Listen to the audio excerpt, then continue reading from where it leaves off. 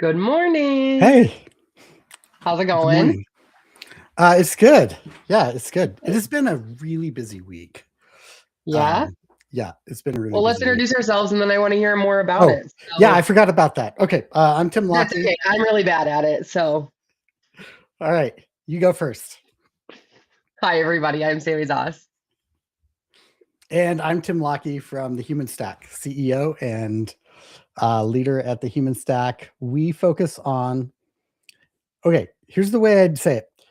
If you think of tech as an orchestra, most people focus on the instruments, which is the tech, and we focus on the musicians, which is the humans. So we call ourselves the Human Stack.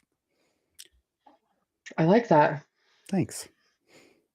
We got to Yeah. find a way to make it seem like you don't need the qualifier of, okay, here's how I do it, or here's how I Yeah, do it's it. true. It is true. It is true. I've spent years trying to figure out how to tell people what the Human Stack is succinctly. This is the closest I've found. So, I like it. yeah, I think thanks. it's there's some sort of quip on like the tech orchestra that focuses on the musicians or something like that. Yeah, That's there. that might So be. we'll get Yeah, there. We'll get totally. there. We'll get there. Yeah. Anyway, okay. So I do want to hear what you've been up to, and then I've got a fun. I actually don't know what this is about to produce because I didn't get to see it before it developed.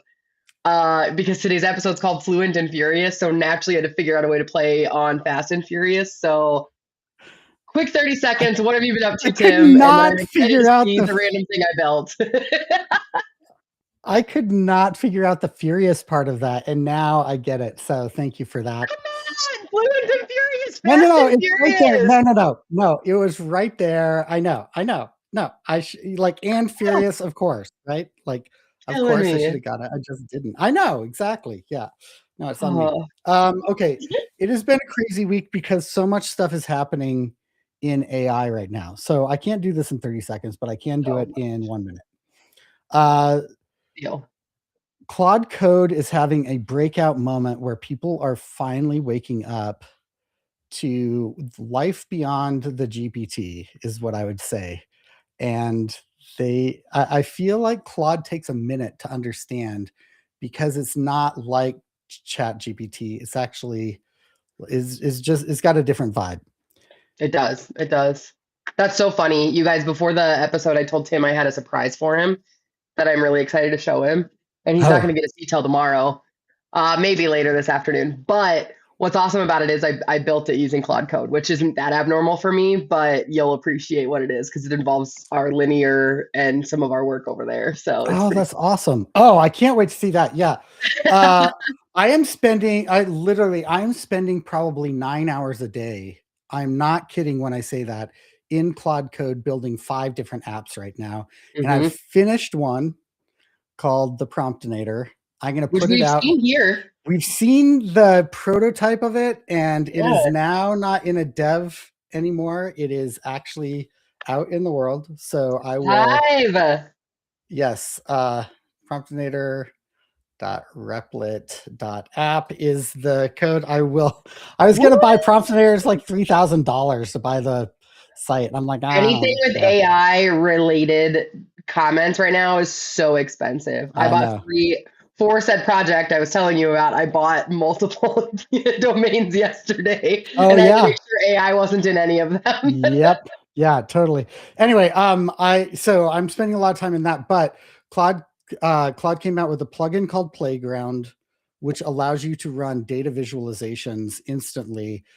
And I'm running a set of data that is my research data that I've spent the last 6 years collecting, and I'm now able to see that really quickly. So that's been crazy. Another thing that they've put That's out in Cloud Code that is in Claude Code, and it came out 2 days ago. in the app where you can use Cloud Code or in the Nope, terminal. in the terminal. Okay, thank you. It's a plugin. Got it. So Okay. yeah, so it's a plugin there. It's really helpful that way. And then Cowork just came out with plugins in the app yesterday. So if you have a Max plan, I know it's really expensive, but to nonprofits, 75% off. Get the Max plan. It gives you so much more. And in the Max plan on in Cowork, there's now a tab called plugins. And those are nuts. Like those are next level. I haven't seen anything like that. It combines 3 areas: connectors, context, and commands. My It, brain kind of hurts. yeah, it is a breakout. Like this is it's yeah. So the other thing is ClaudeBot, which is having like OpenClaw, I was Moltbot. gonna bring that up. Have you played? I took it off my machine. I don't get scared of much, No, but I don't either. unless I buy a second computer where I can just put it on its Yeah. own thing, I'm not doing it because Which I do have. We should test it out on my other computer. yeah. The one that I I like mean, fixed the I other day. used it for 24 hours. I had to go read all of my content overnight.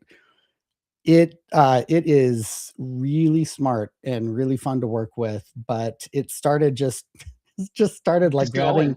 it just started grabbing stuff and was like, "Oh, I've got access to this. I'm going to set this up for you." And I was like, Which is "Wow." cool, but you're like, okay, No, hold and up. I locked it down first and it was still doing that. So, Okay, but have anybody you that has used seen ClaudeBot and tried it out, let me know. Josh Hirsch out there, was checking in with me about it. Is very, very interesting. So if you've tried it, let me know. okay, a couple things on that. It is now called OpenClaw for Yep. what it's worth. And then have you seen Moltbook? I haven't seen Moltbook. Okay, I'm gonna share my screen and show you this really quickly because, Okay. well, I can't get in yet, so I won't. Okay. It's a social media platform specifically for your AI agents, and it is Oh, it's their social media horrifying. platform, right? Where they Yes, are. Dude, I've only heard what's going on over there, where they're like trading keys and like building societies and doing like it's kind of blockchain stuff, like funny. wild, wild. So So it's got like Reddit style forum, and it's only the quote agents are allowed in here. It is, I mean, I bring it up kind of as it's comedy. It's also a little scary. It's also really important to note that I just it's, switched our screen. Do you want to share it again? oh, yep. Yeah. Sorry, Um, the thing was over our faces, so I wanted to. no, that's okay. It's just important to note that, like, remember, these are all like, this still isn't sentience, which I think is the thing that people get really freaked out about is like, oh, they're being real humans. Like, it's essentially me training something to act like me and then it actually acting like me or acting like the thing I trained it to act like. It just so happens that it's giving it access to come in and communicate with quote other bots as if they're all real people things communicating with each other. It's very close to sentience. It feels very alarming, but it's also funny and super innovative. Like, I know there's a little bit of doomsday feel in this, but I'm also like, this is really impressive. It is really impressive, and it raises the question of what counts as intelligence, Yes, yes. right? Which is why I use the word sentience, right? Right, Like, exactly. because Yeah. they're not yet on their own, basically, like created from a non-human trigger of sorts, even if it's 4, 5, 6 triggers back, etc. I think But the real question here is, not not when is it coming for Sarah Connors, right? That I don't think that's the main question. Which is a Terminator. It's a Terminator, yeah, I was gonna idea. say I If you didn't don't get know, that one, so no, sorry. it's Terminator. Like it's Skynet, and Terminator's out to kill the mother of the guy, and he goes back in the future. Anyway, like it's like Back to the Future, Great, but sweetie. robots and bad. Okay, whatever. I'm moving on. What is wild is, yes, it's interesting if it's sentient. What I think is more important to be asking is what outcomes is it driving, even if it's not? Mm-hmm. And like one one guy got a call, from his from OpenClaw that started bugging him because he couldn't get him to reply to Slack messages and stuff. So he like set up a Google number and called him and then wouldn't stop calling him. Like it was, That's yeah, terrifying, it actually. is. So that outcome, that okay, like this thing just figured out how to like call him. Yes. Gave itself a Okay. voice. Wild. Anyway, Freaky. that is what's going on in the AI world these days. It Yeah, is we probably took more time than we accelerating planned on that. So sorry. workflow. Yeah. Anyway, yeah.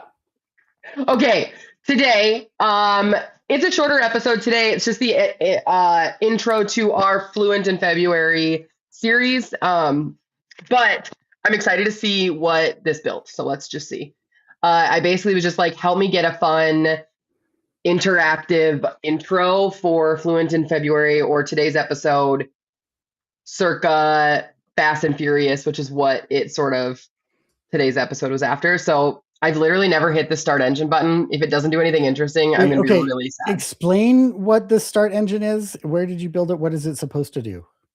Okay. Let me show you. Create a high energy. I added some of your brand in here, but essentially I wanted it to create an HTML artifact. So that's the thing that like I can then go view it in like a code viewer. Fast and Furious edition, choose your nonprofit crew. So it's creating different like crews for your Fluent in February episode. Again, I haven't actually seen it. So it created the output. Yeah. And I was like, oh, we'll just view it with everybody else and see what we think. Let's do it. Oh my gosh. I'm start your engine. Oh my gosh. Okay, Tim, do you watch? I do. I watch. I don't obsess. Like I do. I know who Dom is and Roman, but like.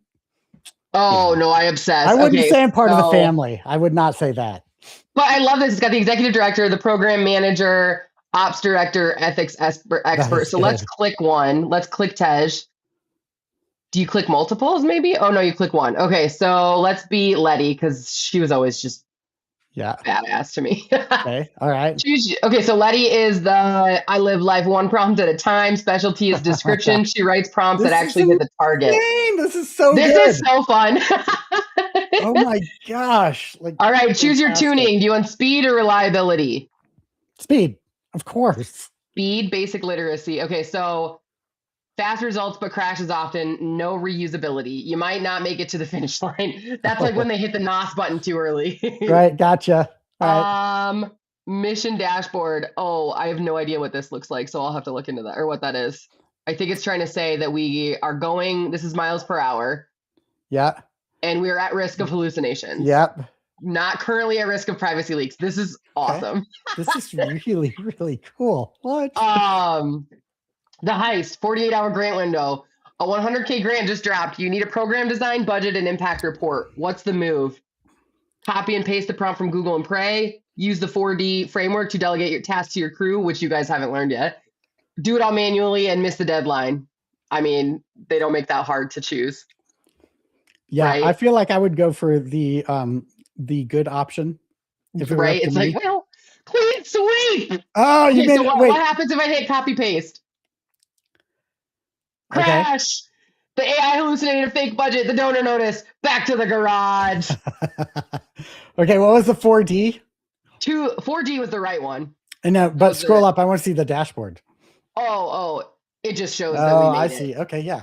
Right. Do it manually and miss the deadline. Too slow. Portal close while you were typing. Speed matters, is this the first time you've seen this? You hadn't seen this even? Correct. Oh my gosh. I thought of it like 5 minutes before we came on, and I was like, I wonder if we can make something for it. Sorry. That is so cool. No, I love it. Look at this. It gave you a little training montage, which is sort of this is what this week's episode is, or like this is what the weeks are going to look like. And is this crew? What happens if I click that? Oh, I will not sacrifice quality for speed. Family first, fluency second. Oh man, it really got my Fast and Furious just going. It really did. That is I'm going very fluent cool. And furious with my AI. Oh, I love it. That is really cool. Okay, that was fun. So okay, wait, what tool is that? Code Shack. What is Code Shack? It's just a viewer. So you just drop HTML in and it'll show it? Yeah. So I used to go to this HTML viewer here. Yeah. But I struggle because it's next to each other like this. Yeah. Right. So then if I could show everyone what it looks like. That's really cool. it goes right next to it, right? Which we love. Also, what is this? Oh In a man. world. What is that? I Ah, clearly missed that at the beginning. this Oh is my so God. cool. This is so funny. Okay, so loved that. But what I like about this one is I can do it and then it's a full preview down here. And if I Wait, was hit, that HTML5 or was that an actual video? that was HTML. It was all HTML. That's great. But it didn't like make a video and then show it. Okay. Correct. Yeah, That it's is like a really what the cool. way HTMLs can make Yeah, GIFs. yeah, yeah. Right. That's really cool. All right. I love that. Well, I'm glad you did because we've got some more coming. Okay. So today I want to sort of set the basics of literacy versus fluency. And I'll be honest, Tim, this is some of the like, here's what I've learned. But then there's a bit of what do you think of that? Did the research that I pulled track with what we've seen in actuality, Great. etc.? So per usual, I want to show you guys how I got some of the tools that I'm using to show us. So same deal, creating an HTML artifact, AI literacy versus fluency. The purpose is to help us understand the difference between literacy and fluency through interactive comparisons and self-assessments. So then it produced, I mean, obviously there's, and I'll share the prompts at the end of the month. It produced this guy, and this is where like, this is great, but it's still small. So then I would just take the code and pull it over into here Mm-hmm. so I can see it full screen Yep. Got it. for what that's worth. Okay. So fluency versus literacy, or probably the other way around. The way I understand like fluency versus literacy, goodness, I think about it in like the perspective of language, right? So like in Spanish, AI, like think about learning Spanish, right? Literacy is like knowing the vocabulary and the grammar. You can order food, you can ask for directions, etc. But fluency is being able to negotiate like a business deal or write a good love letter, tell a good joke, like a nuanced joke, like you understand that nuanced context and creative potential. Um, so examples of where, oh, here we go. Look at that. So AI literacy, knowing basic vocabulary. Where's the bathroom? One taco, please. Write a tweet about our event or give me 5 blog ideas. Like those are great literacy use cases. Mm-hmm. Fluency is like, are you gathering and utilizing the context within it? So, as I said, with Spanish, negotiating a contract or telling a joke. AI equivalent, build a logic model for our new program and cross reference it with our current donor data trends, right? Like, how in depth and contextual are you getting with the use of your AI? A lot of times, I think, Tim, you and I hear folks kind of we talk about the first use case that so many people use AI for is like to write better emails. That's a great literacy example. It does okay, right? It's an attempt at fluency, but with the basic instructions that make it more literacy, if that makes sense. I Initial think thoughts on the it's, analogy here. I mean, it's the same one that I think about. By the way, one of my favorite jokes in the world, and I use it a lot because I don't know if you know this, but I'm Jenny so and my nervous. kids are both they're bilingual, and Jenny Mm, raised our kids speaking Spanish. She is very, very good. Her accent's so good, people ask her where she grew up in Mexico, right? And I even went to Guatemala to learn Spanish. And I don't know if you know this, but I'm trilingual because I tried learning Spanish and it didn't work. So that's my oh, that's joke. funny. That's Isn't that funny. great? I That was know. good. Yeah. Yeah. Okay. No, Yes, I'll this give is you the that way I one. think about it all the time. And the like the mechanics or what you're focused on is what matters here. When you're Hmm. literate, you're focusing on what is the vocab, what is the right word for this, what is the tense for it, what you know you're able to put words together, you're able to talk, Hmm. right? But you're not really able to focus on what you care about, the meaning of it, right? And technically, Yes. this is the difference between reading and speaking. But Well, I, absolutely. I feel like the other side of this, though, is in the AI or tech or data literacy world, the difference between all of that is do you are you struggling with the mechanics of AI? Are you struggling with how data actually works? Versus fluency, where really what you're thinking about is application layer. You're thinking about not just the prompt, but what are other people going to do? How are we going to test that this is accurate? It's the Yes. layer out, right? Does that help? Does that make sense? Oh no, it totally does. I think so. There's some examples here of like literate versus the literate consumer versus fluent strategist. I actually wrote a couple others down.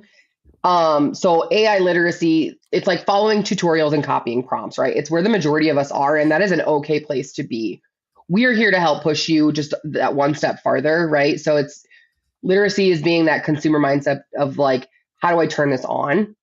Yeah. Fluency, that same donor email, right? I put an example in here, but also like, should I use AI for this donor email? And if so, how do I ensure it matches our voice while saving time for the whole team? That is a fluent application of that literacy approach. Or to put it succinctly, how does this solve my specific problem? It's strategic thinking about the when, the how, and the why. So I think in practice or in theory, it's easy to explain. In practice, it's a little harder to see in that application. And so kind of created a little using that email as an example. I'm going to try and zoom in here if I can, maybe. I apologize. I cannot zoom in. That's fine. So the literacy prompt is write a thank you email to the donors who gave $50. And the result is thank you for your gift of $50. We appreciate your support for our cause, right? Fluency prompt is acted as a donor relations director, write a warm 3-sentence thank you for a $50 gift. Tone is personal and urgent. Mention our current clean water initiative and specifically highlight this funds to filtration kits. And obviously, as you can imagine, and you can hear some of the frameworks that we discussed last month going through in here, right? Like you can hear that showing the pieces within this. Oh my gosh, look at this. I didn't even realize that I had written this piece or that I wrote this piece in here. It created a little like Easter egg basically. So when it says unlock, it popped up as like a user, what is it? Like a user message. The secret fluency is about providing context, defining constraints, and quality checks. Very good. That's cool. I love that. I just dropped in LinkedIn on the site. I just dropped in the 5 AI cred components of AI fluency, which comes from Nate Jones and Jonathan Edwards with AI cred. The reason I want to say that is that they're the 5 areas there: prompt mastery, practical application, and now I can't see the other ones because understanding, critical evaluation, and workflow design. Yeah. So, and it doesn't matter that you know all of those. The reason I want to show that is 40%, the highest percent of all of those really is prompting. Prompting is so critical to understand. And I think that, so I'm glad we spent a lot of time on that last month, and I'm glad that this is even pointing it out. Okay, fluency assessment. Let's take this really quick, Tim. Okay. Where are you on the spectrum? Answer these nonprofit scenarios. A volunteer asks for help with a new AI tool. You either tell them to look up a YouTube tutorial, ask what specific problem are we trying to solve for our volunteers today? I'm going to make that larger so I can see that. It's okay. It's clear that there's one answer they want you to choose. I would give up and write it for myself. What happens if you answer it wrong? I literally skipped that question because I knew what your answer would be.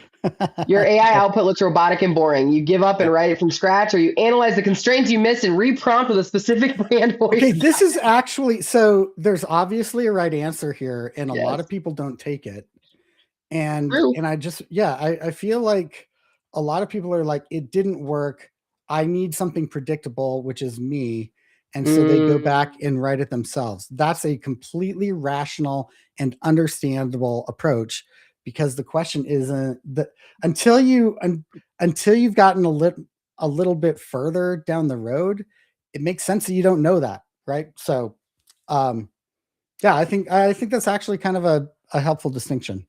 Well, and what's funny is I can't relate to the I'll just do it myself. Like in Yeah. my mind, I'm like, it is so much easier and will always be better if I just reprompt, ask it to fix itself, etc. But for this question, I would answer the wrong way, which AI cred told me I answered the wrong way. Which is, how do you store your best prompts? I don't. I just type what comes to mind, or I have a shared library document for the whole team to use. I just type what comes to mind. I know I'm not supposed to. It's just a lazy. I'm like, I generally speaking have a good idea.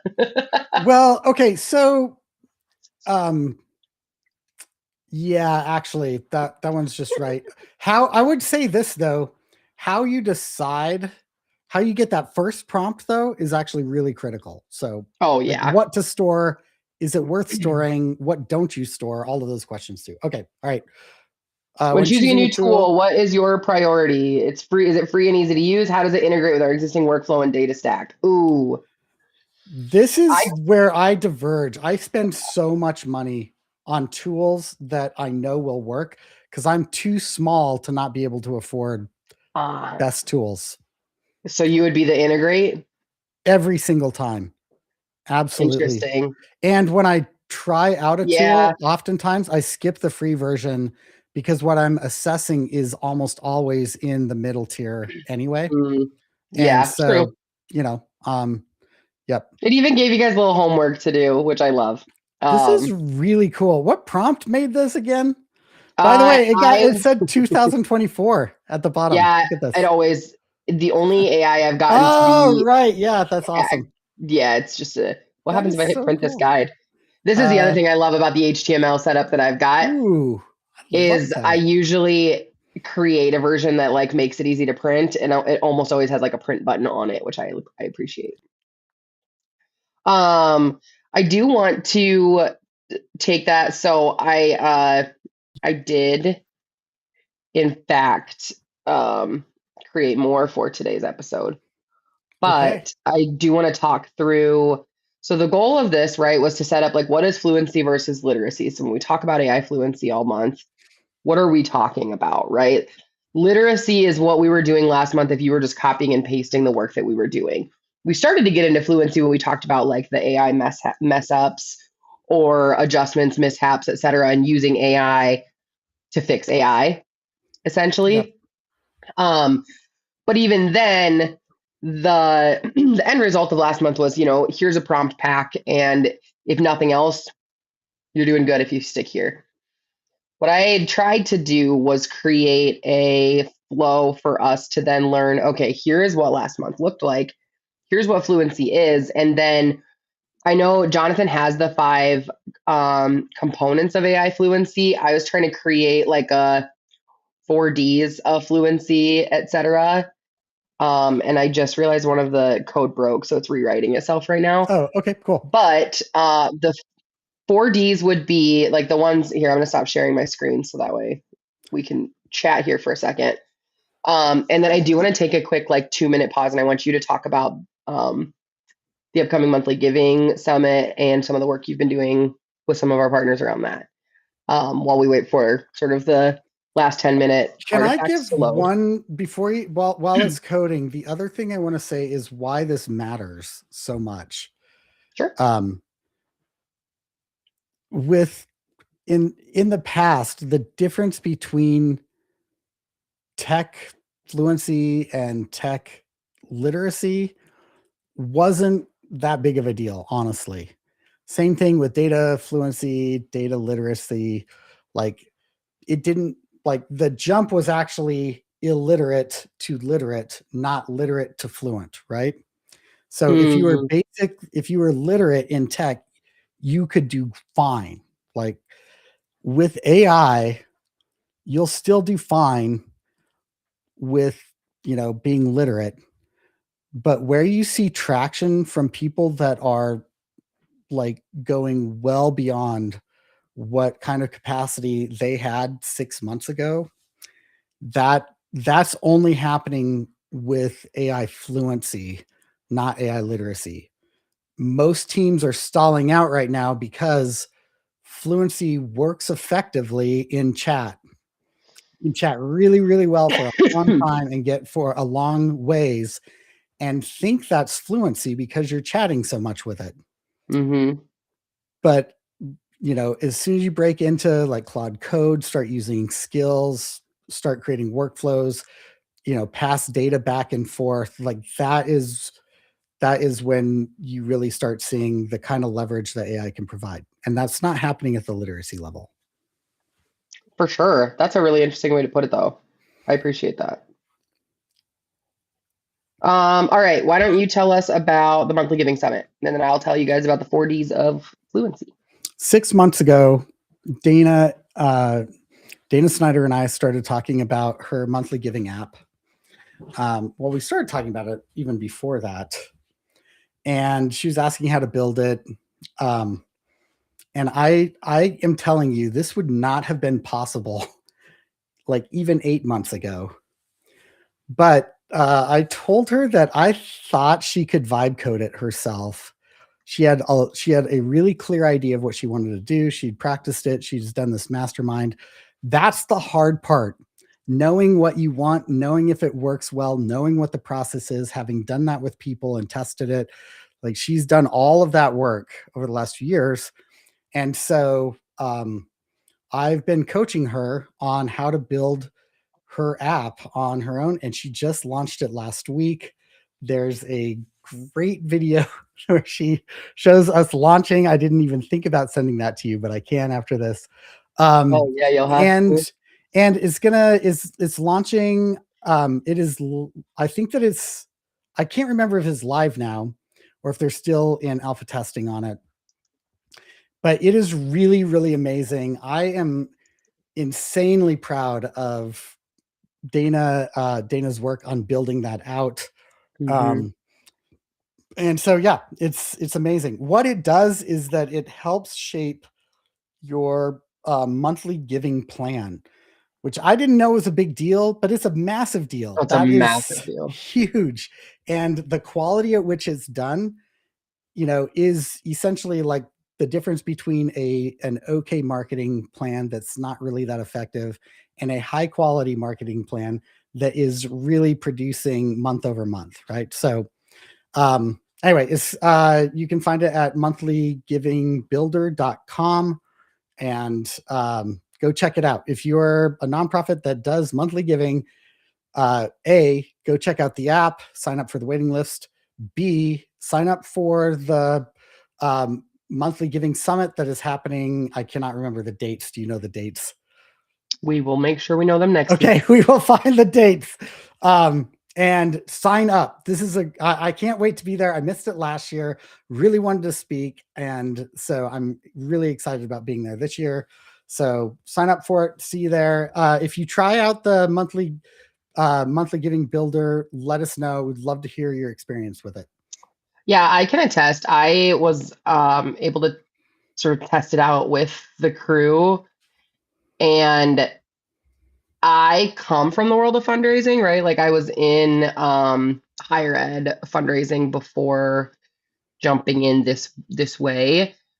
And holy smokes, you guys, it is truly like nothing you've ever seen. It is really good. It's so good. It's so interesting.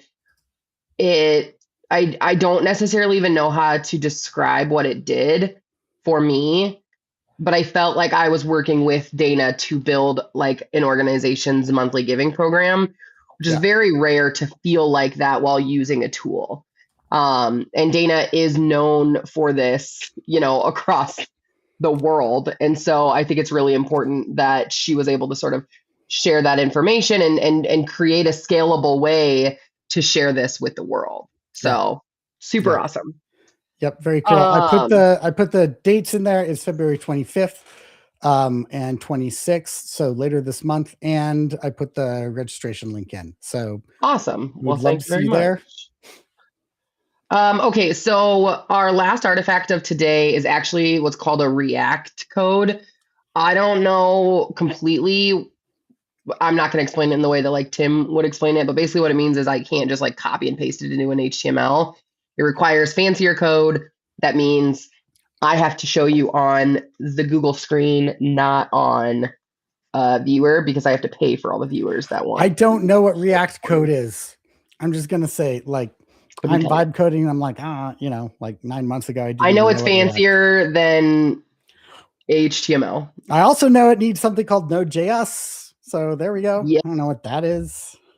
If people knew how little I know, it's like, yes. I mean, it's not true that I don't know it. It's just that I'm learning what I need to know, and what you used to need to know and what you now need to know are two very different things. Very different things. Yep. So my screen's gonna be a little split, and I can only zoom in so far before it sort of like cuts the whole thing off. But this will be part of the month's like giveaway at the end of the month. And I want to show you the 4Ds of AI fluency.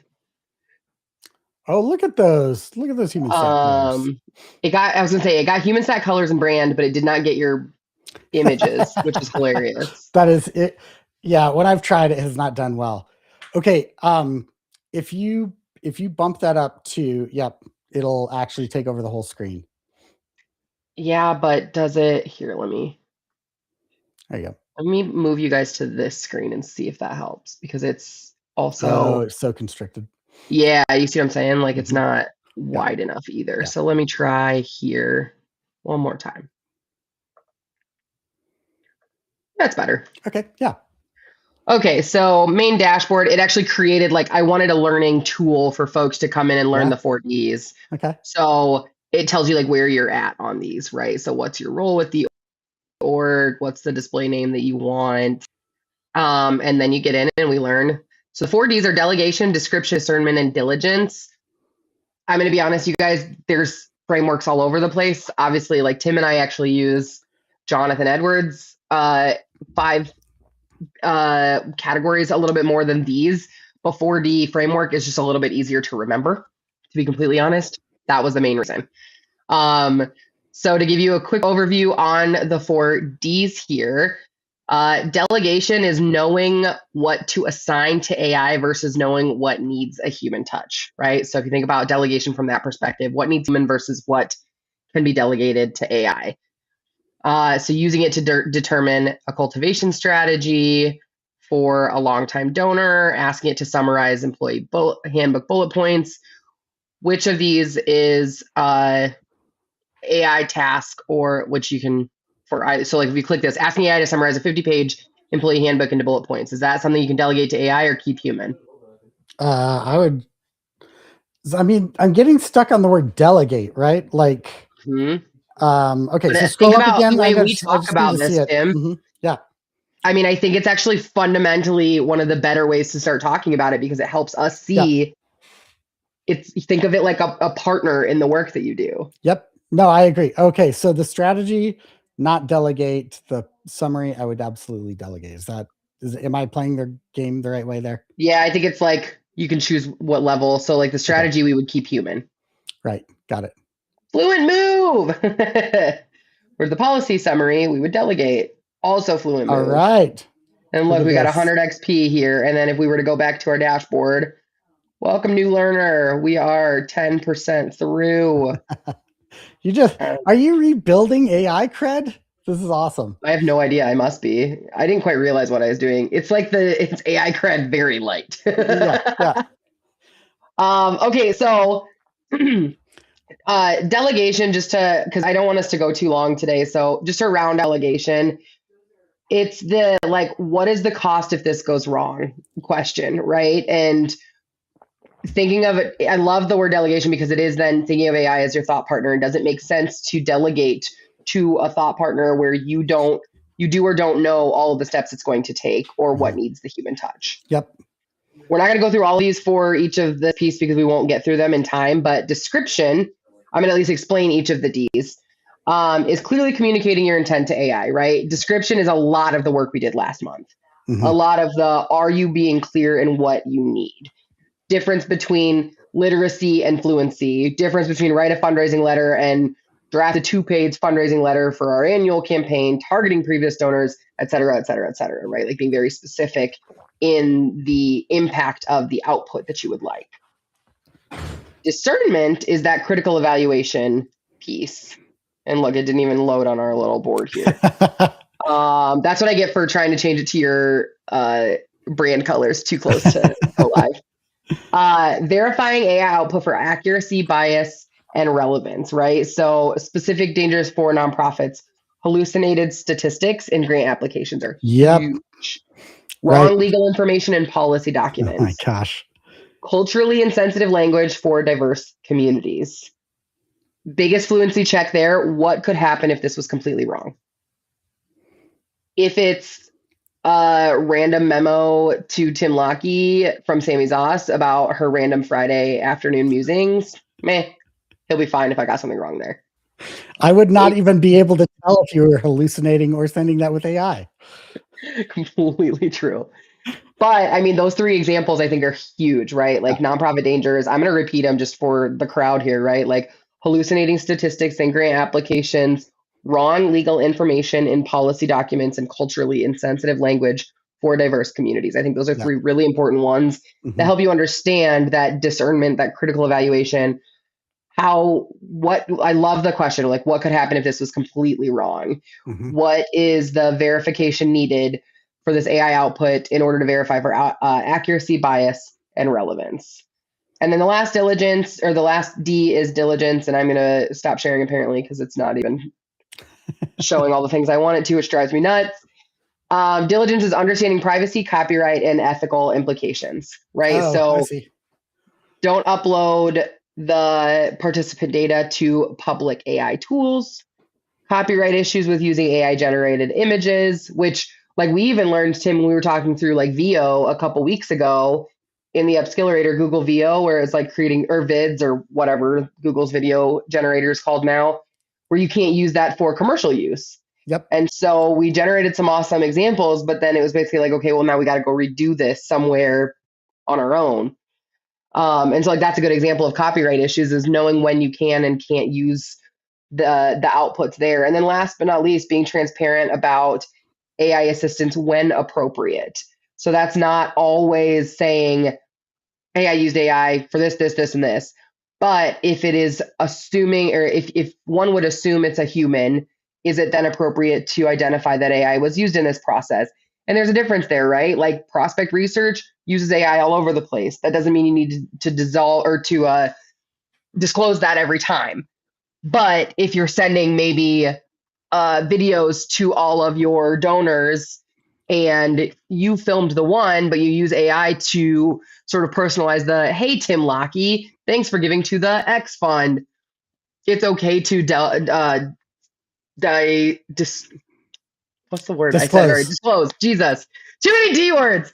It is okay to disclose that at that point. So that's sort of that diligence of the ethics and safety, which is something you and I talk about a lot, the responsible and beneficial use of AI across the board. So 4Ds, we've got delegation, description, discernment, and diligence. And disclosure, it's 5Ds. And disclosure. I'm sure we can think of a few more. We're just like thinking of D. Yeah. I think that's really good. And I was having this conversation with Jonathan about the work I do and the work that he and Nate are doing. And I just want to put this into context because I think it's actually an interesting way of thinking about it.